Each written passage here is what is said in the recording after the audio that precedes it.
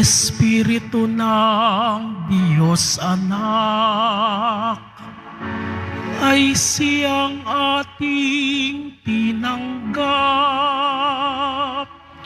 Ng Diyos Ama ay matawag.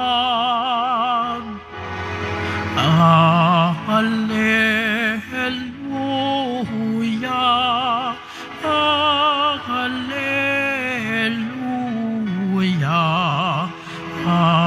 hallelujah, hallelujah.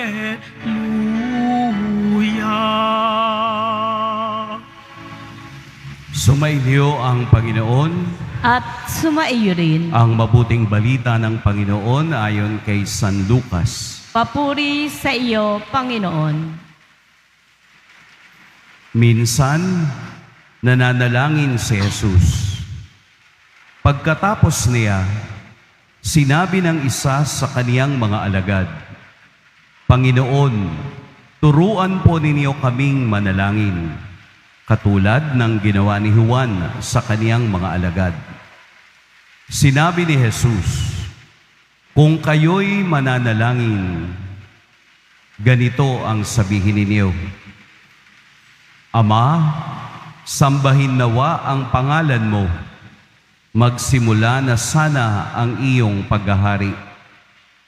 Bigyan mo kami ng aming makakain sa araw-araw, at patawarin mo kami sa aming mga kasalanan, sapagkat pinatatawad namin ang bawat nagkasala sa amin. At huwag mo kaming iharap sa mahigpit na pagsubok. Mga kapatid, ang mabuting balita ng Panginoon. Pinupuri ka namin, Panginoong Heso Kristo. Magsibong na po tayong lahat. Magandang umaga po sa lahat. Magandang umaga po, Father. Marahil tayo ay magtataka, bakit nagpapaturo ng pamamaraan ng panalangin ang kaniyang mga alagad? Gayong bilang mga Hudyo, mayroon silang mga batas sa pananalangin na halos kada oras o 7 beses sa isang araw ay mayroong batas ng pananalangin. Pero bakit kailangan nilang magpaturo kay Jesus? Ano kaya ang kanilang nakita? Ano ang kanilang maaaring matutunan pa? Nangangahulugan na ang kanilang pakikipag-ugnay kay Jesus ay kulang, na halos nakakasama nila sa araw-araw, may nakikita silang kakaiba kay Jesus na hindi nila kayang gawin. Kaya sila ay nagpaturo. Marahil nakita nila kung papaanong makiugnay si Jesus sa kaniyang Ama sa pamamagitan ng panalangin. Alam din po natin na si Jesus ay nag-uumpisa ang araw sa pananalangin at natatapos sa parehong panalangin. He started the day with a prayer and capped it with the same prayer. Marahil ito yung nakita nilang paghahalimbawa. Ito ang nakita nilang personal exercises ni Jesus kapag kasama sila. Kaya nga di po ba may mga talata tayong mababasa na si Jesus ay humihiwalay sa kanila upang manalangin. Kaya hindi pwedeng ituro ni Jesus ang isang bagay na hindi niya nararanasan. Kailangang maramdaman, maranasan niya para ito ay maituro niya sa kaniyang mga alagad. Kaya kung ang panalangin ito, ang Ama namin, ay mismong galing sa bibig ng Poong Jesus Nazareno, na bago niya ilabas sa kaniyang bibig, ito ay kanya nang ginagawa at nararanasan.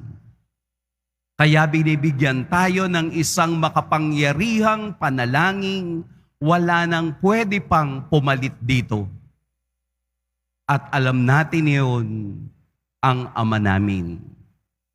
Kaya kung sino man ang hindi nagmamahal sa panalangin ito, ay hindi nagmamahal sa isang relasyong nanggagaling at ipinapakita ni Jesus at ng kaniyang Ama.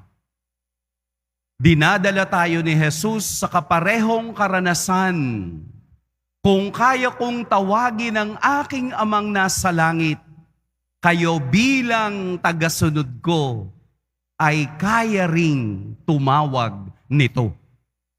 Ibig sabihin po, ang kapangyarihang tumawag sa Ama ay kaparehong kapangyarihang ibinibigay sa ating lahat na tumawag din sa Ama na siyang sukdulan at pinanggagalingan ng lahat. Kaya po, kada tayo ay magdarasal ng Ama namin. Dahil ang tunay lamang na makatatawag sa Ama ay yung mayroong tunay na relasyon. Ang makatatawag lamang sa tunay na Ama ay ang tunay na pagtitiwala sa kaniyang kapangyarihan. Mayroon po akong isang karanasan nung ako po ay nag-aaral pa ng teolohiya. Sa isa sa aming retreat, may isang pari na humawak sa aming retreat. At ang sabi niya, "This will be a silent retreat." Walang usapan. Nagkita-kita lang kami sa isang kwarto at sinabi niya ang dapat naming gawin. Ang sabi niya, pagkatapos kong mag-explain, wala nang magsasalita hanggang magkita tayo pagkatapos ng 3 araw. Pagkatapos ng 3 araw, kami ay magmimisa na. Sabi niya, sa misa, walang sasagot. Ako lamang.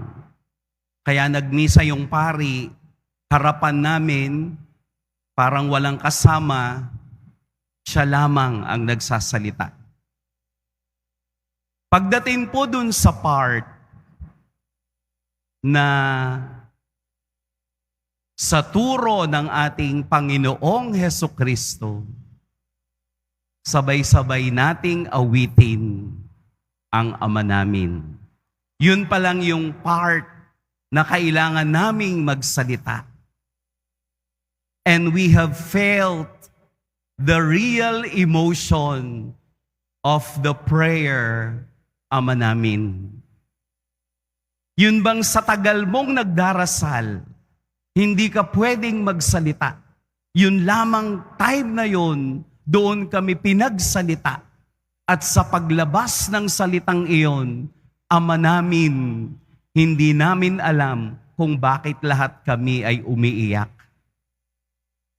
Emotional ba kami nung time na yon? Hindi. Naramdaman lang namin, nakita namin ang isang katotohanan na kapag hindi ka tumatawag sa Ama, nawawalan ka ng lakas at unti-unting nauubos ang iyong pagpapala. Kaya sa araw na ito, atin po laging tatandaan na wala nang iba pang mataas na panalangin, makabuluhang panalangin, kahit mag-isa ka lang sa katahimikan ng puso mo kapag nakikipagrelasyon ka sa Diyos. Ang pagtawag ng Ama namin ay isang pagbubukas ng mas malalim na relasyon, ugnayan at pag-ibig sa Ama na itinuro ng ating Poong Jesus Nazareno. Huwag na kayong magdasal ng kung ano-ano. Isang totoong Ama namin na galing sa puso, sapat na upang maunawaan ng Diyos ang lahat ng ating kailangan. Pagpalain tayo ng Poong May Kapal.